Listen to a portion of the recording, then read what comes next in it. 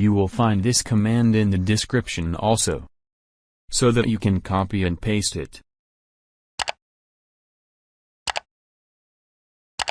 Rename the shortcut and click Finish.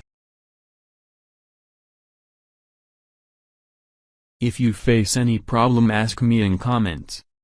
So that was today's tutorial. Make sure to subscribe to our channel and press bell icon for latest updates.